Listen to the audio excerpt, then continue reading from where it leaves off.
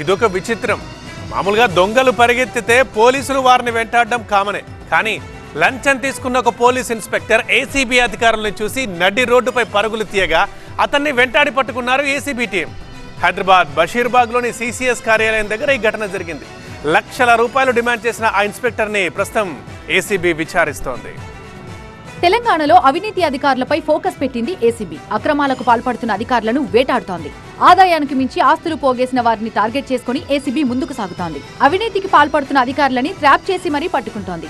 Police, revenue, irrigation, RTA ఇలా ఏ శాఖ అయినా సరే డోంట్ కేర్ అంటోంది. హైదరాబాద్ బషీర్బాగ్లోని సెంట్రల్ క్రైమ్ స్టేషన్ కార్యాలయంలో ఇన్స్పెక్టర్ గా పనిచేసే చామకూరి సుధాకర్ లంచం తీసుకుంటూ ఏసీబీకి అడ్డంగా దొరికిన ఘటన కలకలం రేపింది.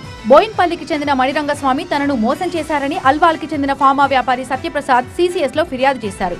ఈ కేసుని ఇన్స్పెక్టర్ చామకూర సుధాకర్ దర్యాప్తు చేస్తున్నారు. కేసు మాఫీ చేయాలని నిందితుడు మణిరంగస్వామి సుధాకర్ ని కలిశాడు. దానికి ఇన్స్పెక్టర్ 15 లక్షల రూపాయల లంచం డిమాండ్ చేసి 5 లక్షల అడ్వాన్స్ గా తీసుకున్నాడు. బేరసారాల తర్వాత మరో 3 లక్షలు ఇవ్వడానికి ఒప్పందం జరిగింది.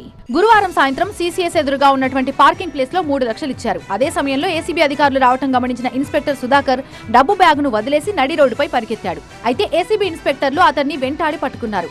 అతను బ్యాక్ ప్యాక్ లో పైసలు పెట్టించుకున్నాక మా టీం కొంచెం మూమెంట్ చేయగానే అతనికి ఆల్రెడీ అనుమానంతో ఉన్నాడు. అతను పట్టుకుంటారు ఎవరైనా అని చెప్పేసి టీం మూవ్మెంట్ చేయగానే రన్నింగ్ చేయడం మొదలుపెట్టాడు.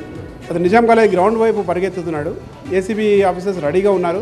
వాళ్ళు చేంజ్ చేసేసి పట్టుకున్నారు. ఇప్పుడు డిఫరెంట్ ప్లేసెస్లో ఒక హోటల్లో పిలిపించి ఒక 50,000, ఇంకొక హోటల్ దగ్గర పిలిపించి 50,000, కింద పార్కింగ్ ప్లేస్లో ఒకసారి 2 lakhs, ఒకసారి ఆఫీస్లో లిఫ్ట్లో మధ్యలో 2 lakhs తీసుకొని మధ్యలో దిగిపోయాడు.